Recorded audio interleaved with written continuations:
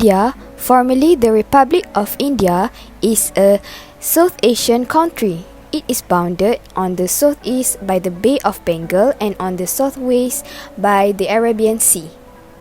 India is the world's second most populous country with an estimated 1.408 billion people just after China. New Delhi is India's capital and the country's most populated city, whereas Mumbai is the country's most populous financial and commercial center. Despite liberalization, India can create practically everything. However, without the protection offered by tariffs on imported goods, many of its manufactured commodities would be uncompetitive. Foreign trade has historically been low in absolute terms as well as a proportion of GDP. Macroeconomic problem, which is inflation in India. Firstly, what is inflation? Inflation is defined as an increase in the aggregate or average price level of goods and services in an economy that is persistent and sustained. Inflation implies an increase in the cost of living, which reduces purchasing power. It is a situation in which there is an excess of money chasing an excess of goods. As a result, there is an inverse relationship between inflation and the purchasing power of money. When inflation is high, the purchasing power of money falls, and vice versa. Therefore, inflation reduces the value of a currency because consumers' money today cannot buy as much as it could yesterday. Inflation in India. According to government data, retail inflation in India as measured by the Consumer Price Index (CPI) will fall to 5.72% in December 2022. For the second month in a row, inflation has remained within the Reserve Bank of India tolerance band of 2 to 6%. In November, inflation fell to an 11-month low of 5.88% due to lower food prices and a favorable base effect, providing much-needed relief from persistent price pressure and triggering expectation of less aggressive interest rate hikes in the month ahead. Moreover, the headline CPI in December was lower than expected, owing primarily to lower food prices. 1.1 shows the data of inflation in India. What are the causes of inflation in India? Firstly is demand pull inflation. The demand pull inflation is caused by an increase in aggregate demand. In Keynesian economics, an increase in aggregate demand may be caused by an increase in employment, as businesses need to hire more people to increase output. A tight labor market means higher wages, which translate into higher demand.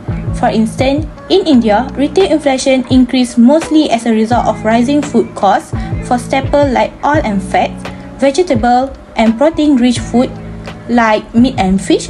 Sunflower oil is widely exported from Ukraine. Next is cost push inflation. Cost push inflation, also known as wage push inflation. Cost push inflation is influenced by an increase in the cost of production. It occurs when overall prices rise as wages and raw material price rise. Higher production costs can reduce aggregate supply, which is the amount of total production in the economy. Since demand for goods has not changed, production price increases are passed on to customers, resulting in cost push inflation. For example, in India, due to disruption in the global supply chain brought on by the Russian-Ukraine conflict, the price of crude oil, natural gas, mineral oil, and basic metal have increased significantly in March 2022, which is mostly to blame for the high rate of inflation. The impact of inflation in India. Firstly is raw material industries. In India, inflation has impacted raw material industry such as sugar, oil and wheat, which they are forced to reduce their workforce where at that time they have to work from home due to COVID-19 pandemic.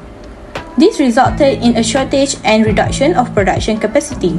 However, customers were hoarding goods and raised their demand by 4%.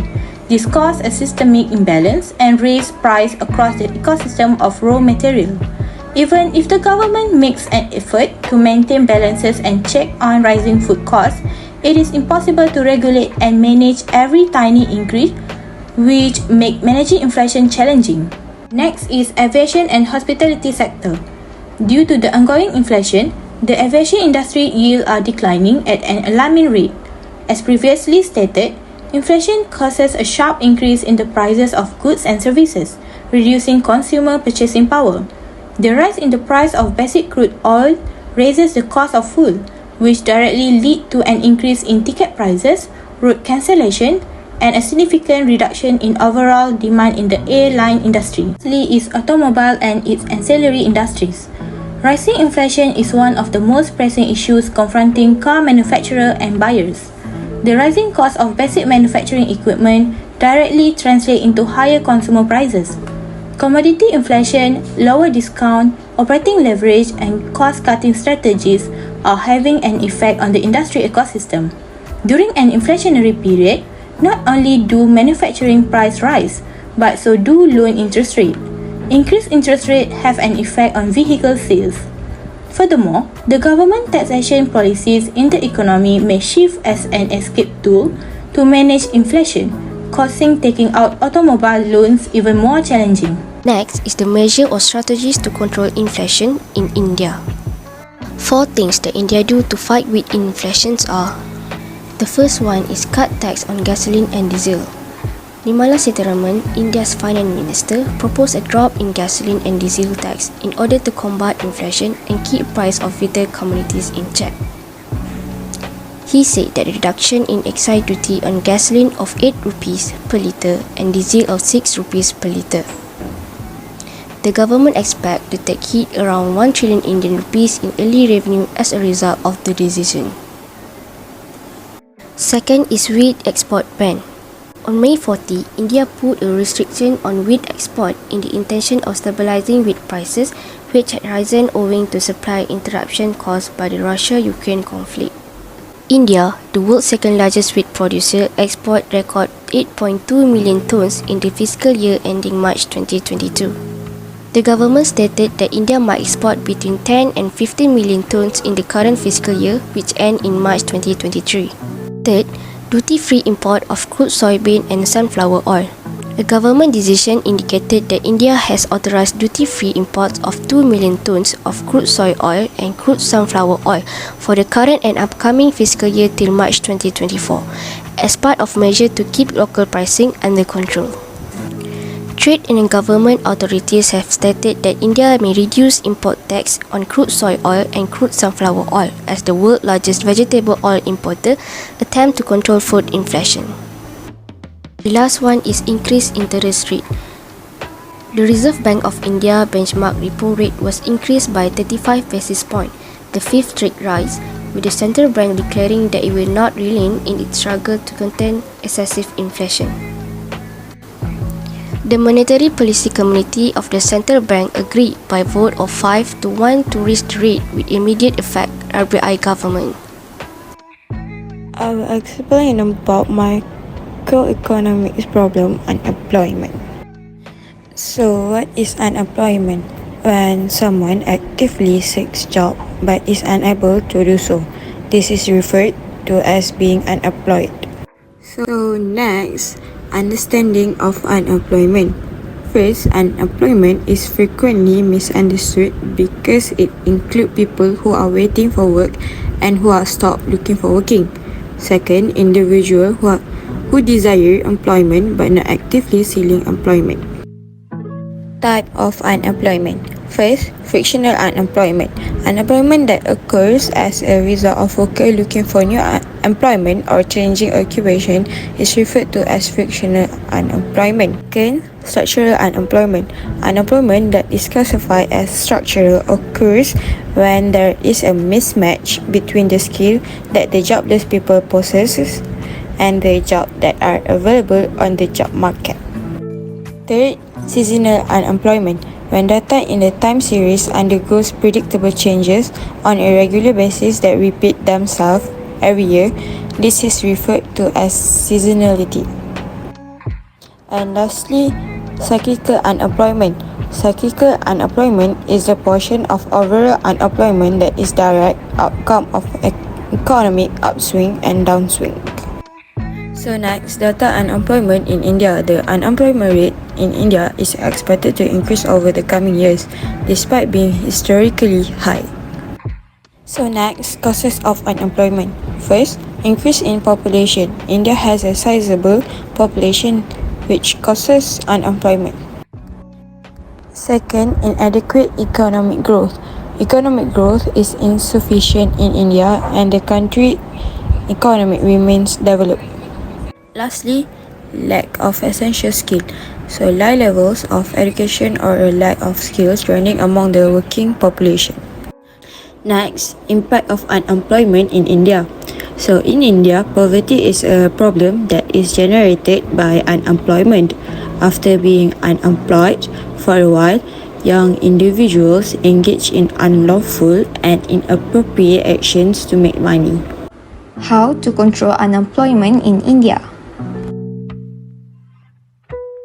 I think I got the idea. Some of the strategies is by the solution of a loss of buying power in people's pockets. In terms of the economy, employment levels and average salaries have a significant impact on an economy's spending ability. This is due to the fact that employment is a major aspect of economic growth since it allows workers to provide customers with high quality goods and services in exchange for a pay that they can use to purchase more of the products they produce. Therefore, government should aim to set up a support fund that mainly help businesses in managing the crisis while avoiding job cuts of staff. This is due to the fact that increased employment allows for the production of more products to meet domestic demand. Next, the government can also help low-income households, the self-employed and recently laid-off workers who lost their income due to COVID-19 by educating them about the unemployment claim process and guiding them with their online application through phone calls and emails. Additionally, financial support should be provided to small farmers or other needy individuals so that they will be more likely to increase in their food supply. Finally, the supply chain will be able to adapt to problems that may arise in the future that could raise the danger of food chain contamination. The solution of many people lost their job permanently and temporarily.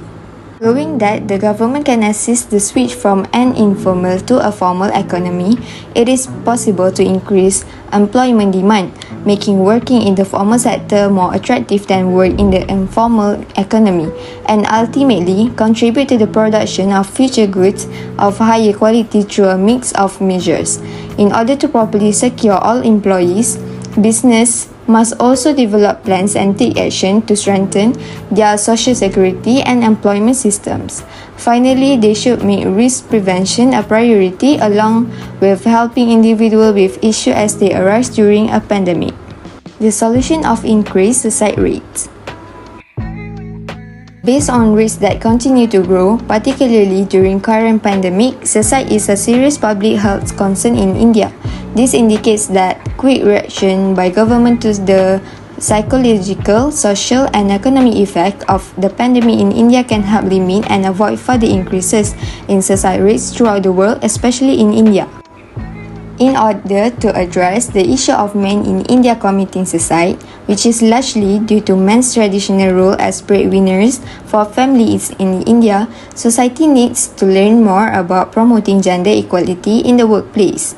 This will allow for the sharing of responsibilities and a decrease in the stress associated with having to support a family. In order to solve this issue, policy actions to advance gender equality in the workplace will need to be strengthened in a number of sectors. This initiative also supports women's entrepreneurship and involvement in the managerial and leadership roles. Waste of human resources. Given that India's population is growing well, there is a great need for an effective plan to stop labor wastage there. To solve the current issue in the COVID-19 era, it is frequently necessary to develop a more effective, automated, and modified ways of human resources. If not, India will experience a brand new tragedy known as a disaster of labor wastage. After that, the government can encourage chances for lifelong learning and provide access to programs for skill developments to help everyone get trained and adapt to today's shifting skills requirement.